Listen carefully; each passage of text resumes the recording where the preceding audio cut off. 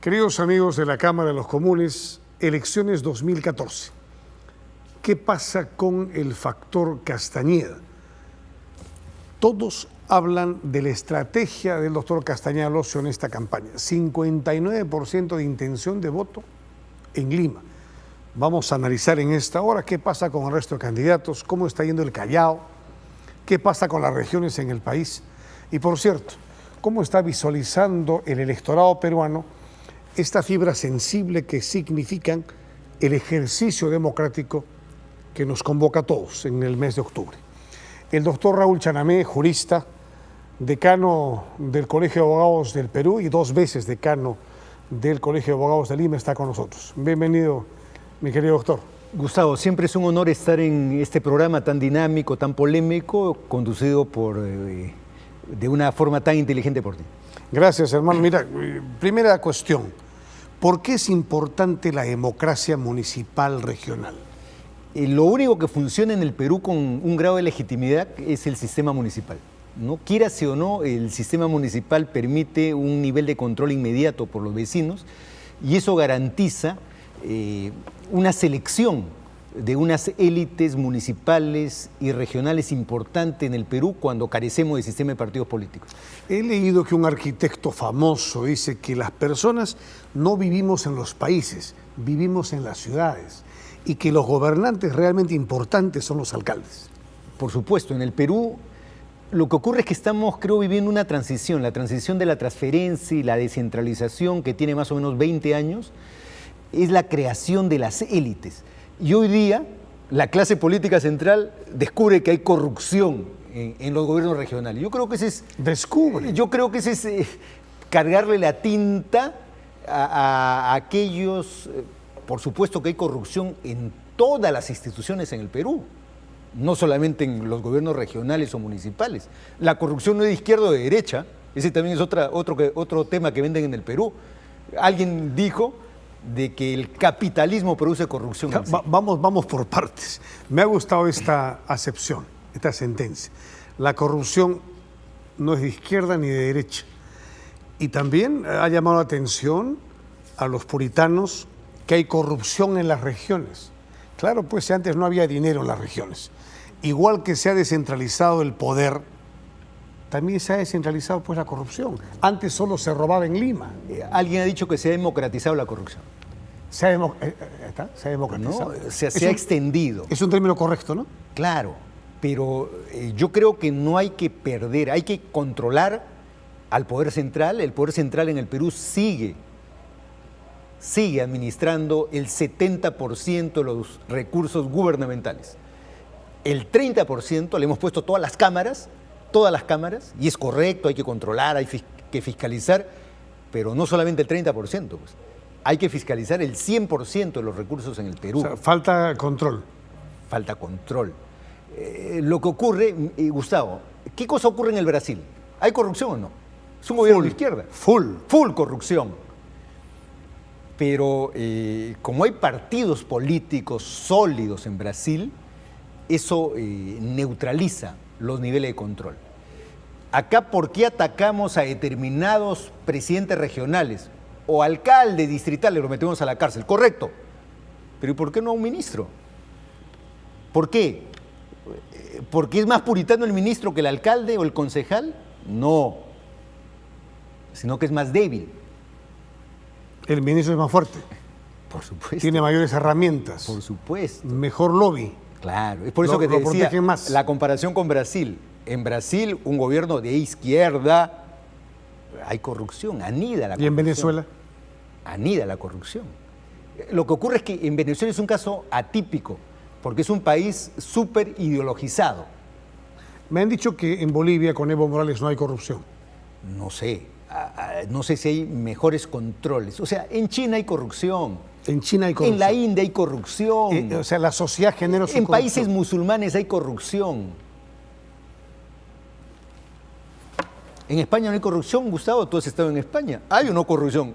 Bueno, ¿los republicanos son corruptos? En todo lado hay corrupción. ¿Los monárquicos son corruptos? Lo que pasa es que me he quedado yo en ascuas porque yo vengo del Frente Independiente Moralizador. Y en aquella onda, cuando recuperamos la democracia y presentamos el video Curi Montesinos, pensábamos en una sociedad sin corrupción. ¿Estábamos equivocados? Yo creo que es imposible una sociedad sin corrupción. O sea, es como un mundo sin pecadores. Bueno. Es imposible, pues estamos hablando de valores, ¿no? Es imposible. Lo que existe es que hay que minimizar la corrupción. Hay que minimizarla, hay que controlarla, hay que tener mecanismos rápidos que no incentiven la corrupción. Vamos a presentar a Débora Inga, muy selecta amiga, periodista, política, con quien me une, no solamente con ella, sino con su familia, lazos de hermandad desde su padre, mi querido maestro. ¿Qué tal, Gustavo? Buenos días en realidad y buen domingo para todos. Sé que todos hacemos un esfuerzo por estar en este momento acá en un domingo familiar y lo importante de tu programa es poder analizar la agenda de los hechos que se han dado durante la semana y ver además qué nos espera durante los próximos meses, que se avecina, ¿no?, ya una campaña, un proceso electoral que empieza a calentar muy lentamente, pero... El doctor Chanamé dice que es impensable una sociedad sin corrupción. Bueno, yo creo que la corrupción es un resultado justamente del proceso de desarrollo de los países en el que intervienen diferentes intereses y producto del manejo de esos intereses es que la corrupción puede desarrollarse más e instalarse en algunas sociedades que en otras, de acuerdo también al manejo de un código de principios, un código de valores.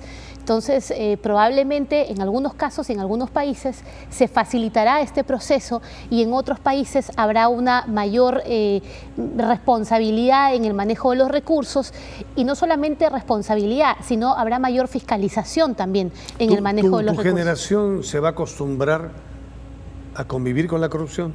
Yo creo que mi generación está pasando por una etapa de entendimiento y de darse cuenta del grave daño y de cómo afecta los niveles de corrupción que en el país se viven en forma generalizada. Te lo digo de otra manera. De un tiempo a esta parte, ¿tú has sentido que estás más cómoda en este sistema? Yo creo que se están haciendo todos los esfuerzos para disminuir, ¿no?, los actos de corrupción en general, para instalar una cultura de lucha y de prevención contra los actos de corrupción. Porque lo primero que se tiene que hacer es pasar por reconocer el problema, ¿no? Entonces, en el Perú, probablemente como en muchos otros países, hemos vivido durante los últimos 20 años en un país que de alguna forma permitía y convivía con la corrupción en general. Hemos pasado a internalizar el problema y estamos empezando a tomar medidas para contrarrestar este problema. Tú has estado viajando mucho a nivel internacional en los últimos 2 años. Has acelerado tus viajes al exterior. Dime la verdad. Cuando sales afuera, ¿te sientes orgullosa hoy de ser peruana? Yo creo que, y eso es muy importante tomarlo en cuenta, creo que a veces en nuestra necesidad de ser críticos o hipercríticos con la realidad que vivimos y buscando pues siempre el ideal, no nos damos cuenta que el Perú es un país que está ejerciendo un liderazgo importante en América Latina. En general, los países de América Latina ven al Perú con mucha expectativa. Somos parte de la Alianza del Pacífico. Díselo a todos nuestros televidentes a nivel nacional. O sea, nos ven a los peruanos como una raza especial, como un pueblo escogido por Dios. Que tiene una serie de recursos geográficos, de recursos naturales que estamos explotando, que estamos aprovechando y sobre todo que debido a este crecimiento que tiene y la abundancia que tenemos como país y la forma como venimos administrándola, este crecimiento económico que tenemos en la región nos está poniendo en una posición privilegiada frente a los ojos del mundo. Y en Latinoamérica el Perú es un país muy importante. Nuestra Cancillería, el trabajo que realizan nuestros diplomáticos es totalmente sobre el estándar, ¿no? Tenemos una Cancillería muy fuerte, un trabajo muy fuerte que se realiza sobre la imagen del país y es algo que nosotros no vemos porque nos encontramos en este momento analizando los grandes problemas del interior de nuestro país. Vamos a presentar a un pastor, mi queridísimo hermano, el pastor Carlos Peñalosa. ¿Cómo se ven estos ojos desde la moral, desde la religión, desde el culto? Bueno, Gustavo, agradecerte el regreso a casa. Para mí es un honor estar nuevamente en las cámaras de los comunes. Evidentemente se ha perdido principios, valores, estamos en una en un descomunal crecimiento de antivalores y todo esto ha tocado a los diferentes gobernantes. No es que vaya un hombre a resolver los problemas de la comunidad, es que la comunidad tiene que entender que necesita de Jesucristo y de Dios para tener los patrones de moral y de principios. ¿Nos hemos apartado de Dios? Totalmente. Eso es terrible, ¿no? Terrible. Porque Dios es una ética, es una moral. Hoy la gente llama comúnmente mi pareja. Antiguamente era mi esposa, mi esposo, el matrimonio. Hoy el matrimonio ya no existe. Hoy todo el mundo tiene una pareja. ¿Qué trae como consecuencia eso ante los ojos de Dios? Que estamos entonces en pecado. Hay que corregirse. Por eso debemos de tener en los gobiernos hombres temerosos de Dios. Hombres que caten la... Eso significa mayores evangélicos en el poder. No, yo no te estoy hablando de evangélicos. Mayores yo te católicos estoy hablando en el poder. de cristianos.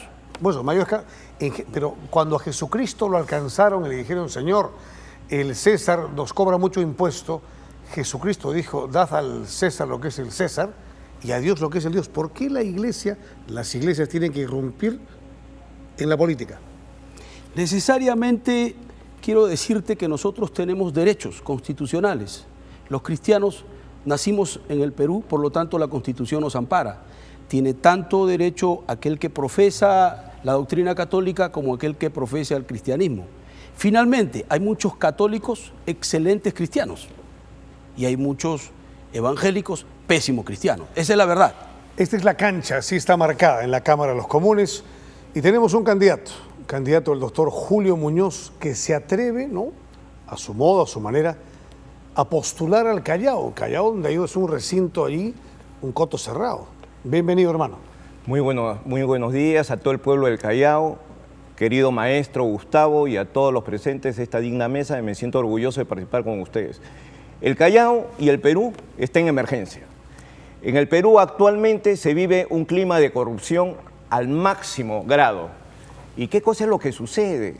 Como decía el maestro Raúl, que es difícil vivir en una ciudad sin corrupción, pero considero de que las autoridades, para poder implementar una política axiológica, porque yo considero que el gobierno central debería tener como una política pública, articular con los gobiernos locales y los gobiernos regionales, porque esto debería implementarse desde el nacimiento de una criatura, desde que el niño esté en barriga de una mujer, debería implementarse una cultura axiológica, valores y valores. Lamentablemente, antes no había tanta corrupción, como decía nuevamente mi maestro Raúl Chanamé. ¿Por qué? Porque no había plata. Pero ahora nosotros nos vamos a ver un portal del MEF y vemos cómo reciben dinero a montones por los canon. Tenemos canon minero, canon gasífero, tenemos el canon petrolero, tenemos el canon pesquero, tenemos el canon agropecuario. En el Callao tenemos rentas de aduana, tenemos por todos lados plata. ¿Y qué pasa? Esta cultura que tienen la forma de la ley que se ha dado para la elección de las autoridades, tanto en los gobiernos locales como en los gobiernos regionales, no se ha implementado, ni se ha renovado, ni se ha modernizado conforme a la descentralización. Un alcalde no está preparado para recibir tanto dinero, no tiene capacidad de gasto, no tiene capacidad de inversión, no tiene capacidad de poder articular con su pueblo. Uno visita a la población y la población le dice: yo no conozco al alcalde, y va por un segundo periodo. El alcalde nunca se apareció por nuestra zona y ya está en un segundo periodo. Increíble. ¿Qué dice usted, doctor Raúl? Así es la cuestión. Bueno, y hemos iniciado el speech electoral. Viene con fuerza el doctor Julio Muñoz y ha convocado a nuestro jurista, el doctor Chanamé, para que conteste después de la pausa. Elecciones 2014 en la Cámara de los Comunes.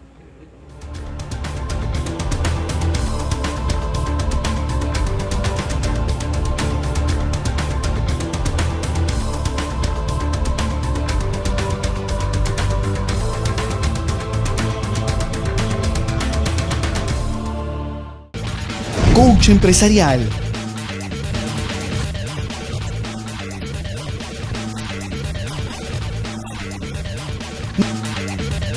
Nos dirigimos a todos los empresarios exitosos, a aquellos que quieren ser grandes como tú.